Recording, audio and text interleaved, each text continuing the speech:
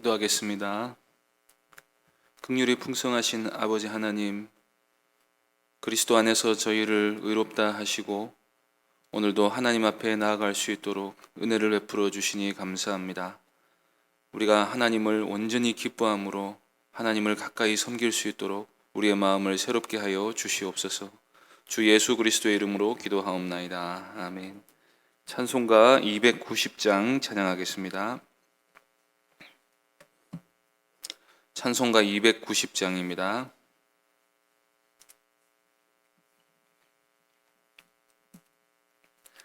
(290장) 함께 찬송하겠습니다. 우리는 주님을 늘 배반하나 내 주 예수 여전히 날 부르사 그 참되신 사랑을 베푸시나니 내 형제여 주님을 곧 따르라. 주 널 위해 비네 주 널 위해 비네 주 널 위해 비네 항상 비시네. 주께서 풍성한 은혜를 내려 내 영혼이 나날이 복받으니 주 예수를 너희도 구주로 섬겨 곧 따르면 풍성한 복 받겠네. 주 널 위해 비네 주 널 위해 비네 주 널 위해 비네 항상 비시네. 무거운 짐 지고 애타는 인생 주 예수께 돌아와 곧 쉬어라. 내 주 예수 너희를 돌보실 때에 참복락과 안위가 넘치겠네. 주 널 위해 비네 주 널 위해 비네 주 널 위해 비네 항상 비시네. 하나님 말씀은 호세아 1장 1절부터 5절까지 말씀입니다. 구약성경 1257쪽입니다. 호세아 1장 1절부터 5절까지입니다. 호세아 1장 1절부터 5절까지 한 절씩 교독하겠습니다. 우시야와 요담과 아하스와 히스기야가 이어 유다 왕이 된 시대 곧 요아스의 아들 여로보암이 이스라엘 왕이 된 시대에 부에리의 아들 호세아에게 임한 여호와의 말씀이라.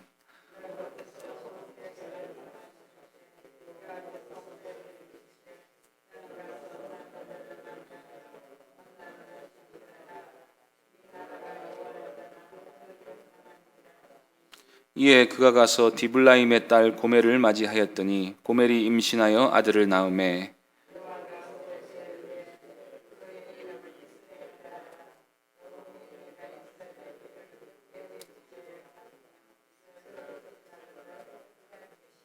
함께 읽겠습니다.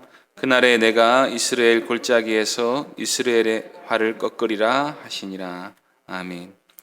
이 시간 호세아에게 임한 여호와의 말씀이라는 제목으로 하나님 말씀 전하겠습니다. 오늘부터는 소선지서를 살펴보려고 합니다. 구약에는 모두 17권의 선지서 혹은 예언서가 있는데 그 중에서 우리 성경이 배열된 순서대로 앞에 5권을 대선지서라고 하고 뒤에 12권을 소선지서라고 합니다. 대선지서와 소선지서를 구분하는 기준은 분량이 많으면 대선지서, 분량이 적으면 소선지서로 구분했습니다. 단순히 분량에 따라 구분한 것이지 그 이상의 의미는 없습니다. 각 선지자들은 자신의 시대와 상황에 맞게 하나님께로부터 말씀을 받아서 백성들에게 전하는 일을 했습니다.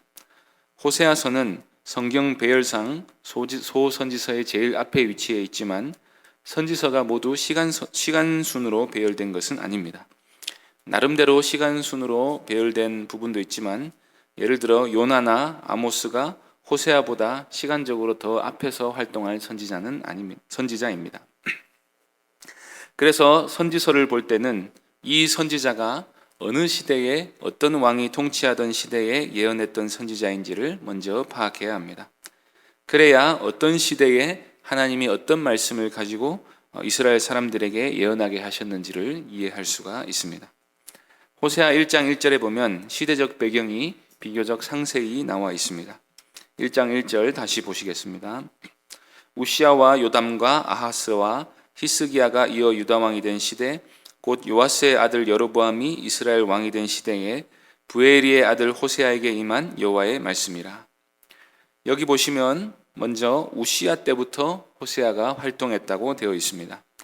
우시아는 남유다의 왕인데 처음에는 나름대로 경건하게 하나님을 섬겼던 왕이었습니다. 이 우시아가 죽던 해에 이사야 선지자가 소명을 받는 장면이 이사야 6장에 나옵니다.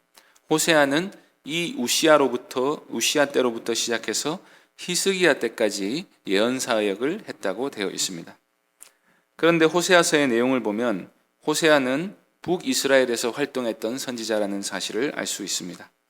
시대적으로는 남유다의 우시아 때로부터 히스기야 시대까지 활동했지만 활동한 지역은 북이스라엘인 것입니다. 그래서 여러 유다 왕들이 다스리던 시대, 곧 요아스의 아들 여로보암이 이스라엘 왕이 된 시대에 하나님의 말씀이 호세아에게 임했다고 되어 있습니다.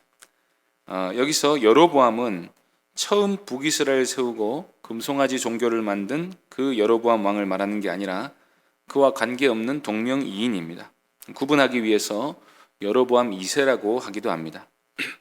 이 여로보암 2세는 여로보암의 후손이 아니라 예후의 후손입니다. 열왕기하 9장 10장에 보면 예후가 선지자의 예언을 듣고 쿠데타를 일으켜서 아합의 집을 심판하고 이스라엘 왕이 된 일이 있었습니다. 그 예후의 증손자가 여로보암 2세입니다. 바로 이 여로보암 2세의 시대에 하나님이 호세아를 통해서 북이스라엘에게 예언하게 하셨던 것입니다. 그러면 그 시대가 어떤 시대냐 하는 것은 호세아서를 통해서 좀 더 적나라하게 이해할 수 있지만 먼저 역사상 어느 시대였는지는 열왕기서를 통해서 알 수가 있습니다. 아합의 시대에 이스라엘은 여호와 하나님을 거의 잊어버리고 바알 숭배에 완전히 빠지게 되었습니다. 하나님은 아합의 집에 대해 오래 참으시고 엘리야와 엘리사 선지자를 통해 많은 기적을 베푸시면서 바알이 아니라 여호와가 하나님이시다 하는 사실을 부지런히 알려주셨습니다. 그런데 그 어떤 왕도 선지자의 말을 듣고 하나님께 마음을 돌이키지 않았습니다. 결국 하나님은 예후를 시켜서 아합의 집을 심판하기로 하시는데 이때 예후가 아합의 집안뿐 아니라 그 주위 사람들과 바알 숭배자들까지 돌육해서 완전히 씨를 말려버립니다. 그런데 예후가 이렇게까지 철저하게 아합의 집을 심판한 것은 단순히 하나님의 명령을 온전히 받들어 순종하려는 마음이 있어서가 아니라 자기 왕권을 견고하게 하려는 마음이 있었습니다. 바알 종교를 척결한 것도 그 중심에 하나님의 율법에 대한 온전한 충성이 있어서라기보다는 아합 가문을 지탱했던 종교를 지지하지 않고 새 술은 새 부대에 담겠다, 그런 마음이 예후에게 있었던 것입니다. 이런 사실은 예후가 그 후에 여로보암이 만든 금송아지를 없애지 않았다 하는 데서 드러납니다. 예후는 바알은 깨끗이 청소했지만 금송아지까지 없애지는 않았습니다.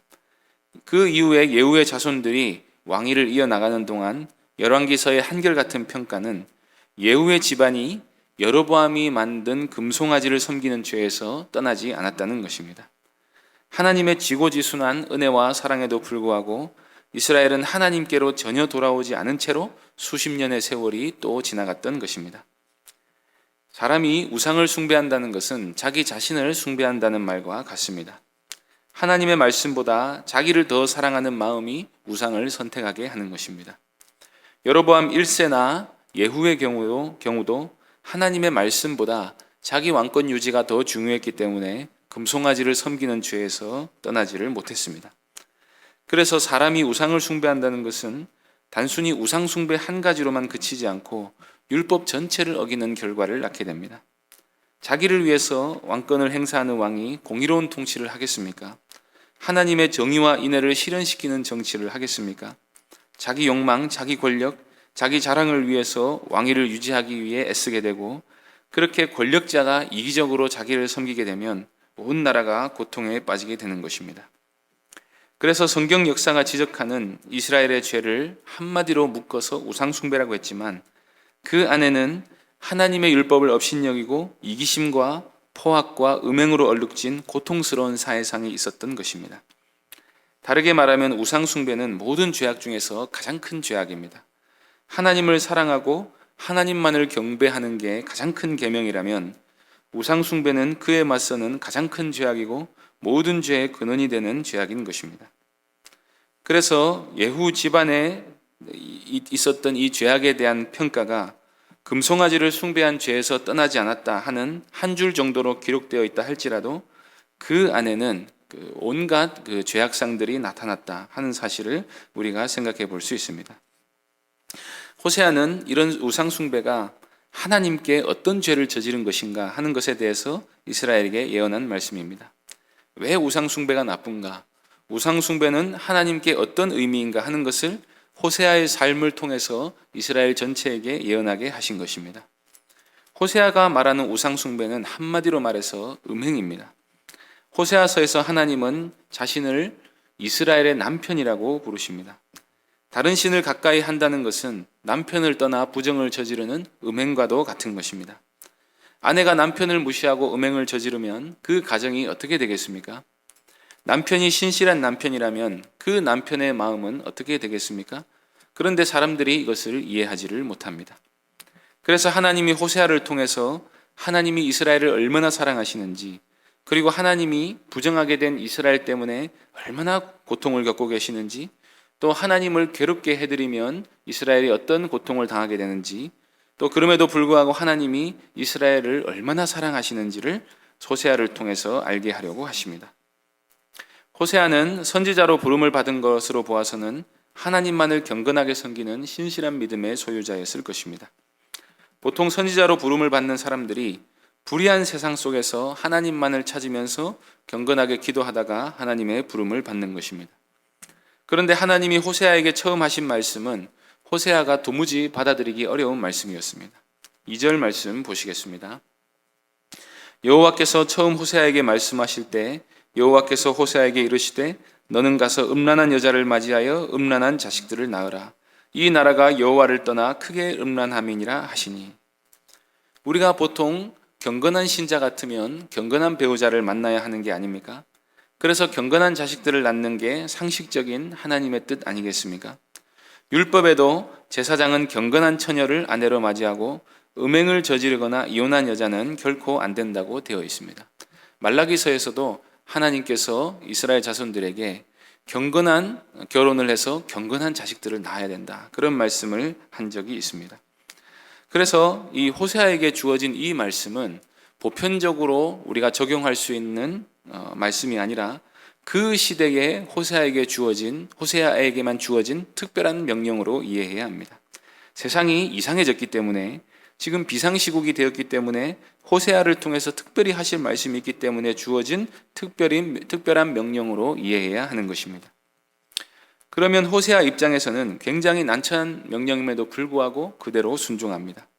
3절에 보면 호세아가 가서 디블라임의 딸 고멜을 맞이하였다고 되어 있습니다. 고멜이 어떤 여자였는지는 정확하게는 모르지만 음란한 여자를 맞이하라는 말씀을 액면 그대로 받아들이면 음행을 저지른 적이 있는 여자와 호세아가 결혼을 해야 합니다. 아마 호세아가 창녀와 결혼을 했을 것 같지는 않고 음행을 저질러서 버려진 어떤 여자와 결혼을 했을 가능성이 있습니다. 이 고멜은 이스라엘 나라를 상징합니다. 이스라엘은 버려진 노예 민족이었습니다. 이집트에 살면서 이스라엘은 이집트 사람들이 섬기던 우상을 그대로 똑같이 섬기면서 살았습니다. 그렇게 세상에서 버림받고 하나님도 없이 지내던 민족을 하나님이 불러다가 언약을 맺으신 것입니다. 하나님은 시내산에서 맺은 이 언약식을 마치 결혼식처럼 생각하셨습니다. 하나님은 이스라엘의 하나님이 되기로 하셨습니다. 이스라엘은 하나님의 백성이 됩니다. 이것을 두고 하나님께서는 단순히 주종 계약이 아니라 하나님은 이스라엘의 남편이 되고 이스라엘은 하나님의 아내가 되어서 서로 이 언약 관계에 묶여 있게 하신 것입니다. 결혼식 때 남편과 아내가 순결을 서약하지 않습니까? 서로만을 사랑하고 서로에 대해 충성하기로 서약하지 않습니까? 그런데 이스라엘이 이 언약 관계를 음행으로 깨뜨렸다고 합니다. 그것도 아주 크게 깨뜨렸다고 합니다. 남편이 신실하게 하나님께서 수백 년간 그 언약을 지키고 있는데 다른 이 아내가 불의하게 그 언약을 무시하고 다른 남자를 만나러 다녔다는 것입니다. 그러면 남편의 마음이 어떻게 되겠는가 하는 것을 하나님이 호세아에게 음란한 여자와 결혼을 시켜서 하나님의 마음이 어떠한지를 먼저 알게 하시는 것입니다. 이 고멜이 처음에는 호세아의 아내로서 충실한 가정생활을 했던 것 같습니다. 그래서 첫 번째 아들을 낳았는데 하나님이 그 이름을 이스르엘이라 하라고 하십니다. 이스라엘 하면 당시 이스라엘 사람들은 이스라엘 땅에서 일어난 예후의 쿠데타를 떠올리게 됩니다. 거기서 예후가 요람 왕을 죽이고 아합의 집을 멸절시켰습니다. 그런데 그때 아합의 집이 심판받은 이유가 무엇이었습니까? 우상숭배 때문이었는데, 그래서 우상숭배 때문에 예후에게 아합의 집을 심판할 수 있는 힘을 주셨는데 예후가 그 사실을 무시하고 여전히 우상숭배를 떠나지 않습니다. 그러니 예후는 심판자로서의 자격이 없습니다. 예후의 집안 역시도 아합이 받았던 심판과 똑같은 심판을 받아야 합니다. 그래서 하나님이 호세아의 아들 이름을 이스르엘이라 지으라 하시면서 예후의 집이 똑같은 심판을 받을 것이다 라는 예언을 첫 번째로 주신 것입니다. 4절 말씀 보시겠습니다. 여호와께서 호세아에게 이르시되 그의 이름을 이스르엘이라 하라. 조금 후에 내가 이스라엘의 피를 예후의 집에 갚으며 이스라엘 족속의 나라를 폐할 것임이니라. 예후의 집이 아합의 집이 우상숭배로 인해 심판받았던 것처럼 예후의 집도 우상숭배로 인해서 똑같은 심판을 당하게 될 것입니다. 마찬가지로 이스라엘 나라도 이 우상숭배로 인해 하나님께로부터 이 폐함을 당하게 될 것이다 하는 말씀을 호세아를 통해 전하게 하신 것입니다. 하나님은 우리의 죄인됨에도 불구하고 우리에게 은혜도 주시고 삶의 기회도 허락해 주시고 우리를 여전히 사랑해 주셨습니다. 범죄하여 즉결 심판받아야 하는 존재들이 바로 우리였지만 우리를 사랑하셔서 다시는 범죄하지 말라고 하시면서 우리를 맞아 주셨습니다. 그런데도 하나님께로 끝까지 돌이키지 않고 하나님의 말씀을 멸시하면 끝내 심판이 있을 뿐입니다. 하나님께로 마음을 돌이키는 것, 우리의 신실한 남편 대신 하나님께로 계속해서 돌아가는 것이 살 길임을 기억하시기 바랍니다. 그러면 신실하고 의로우신 하나님께서 날마다 우리의 죄를 사해 주시고 우리를 모든 불의에서 깨끗하게 해주실 줄로 믿습니다. 기도하겠습니다. 하나님 아버지, 하나님께서 우리의 죄악됨에도 불구하고 우리를 맞아주시고 우리를 사랑해 주시고 우리에게 새로운 삶의 기회를 주시니 감사드립니다. 하나님, 우리를 신실하게 사랑하시는 하나님께 우리의 마음을 다 바쳐서 우리도 신실한 그리스도의 신부로서의 삶을 살아갈 수 있도록 인도하여 주시옵소서. 주 예수 그리스도의 이름으로 기도하옵나이다. 아멘. 하늘에 계신 우리 아버지여, 이름이 거룩히 여김을 받으시오며 나라의 임하옵시며 뜻이 하늘에서 이룬 것 같이 땅에서도 이루어지이다. 오늘날 우리 일용할 양식을 주옵시고 우리가 우리에게 죄 지은 자를 사하여 준 것 같이 우리 죄를 사하여 주옵시고 우리를 시험에 들게 하지 마옵시고 다만 악에서 구하옵소서. 대개 나라와 권세와 영광이 아버지께 영원히 쌓옵나이다. 아멘. 이 시간 기도하실 때에 말씀을 기억하며 기도해 주시고 교회당 건축을 위해 계속해서 기도해 주시기 바랍니다. 또 계속되는 이 코로나19 상황 속에서도 교회와 성도들의 믿음을 지켜주시기를 위해서 기도해 주시고 오늘 있을 수요 예배를 위해서 기도해 주시고 개인적으로 기도하시기 바랍니다.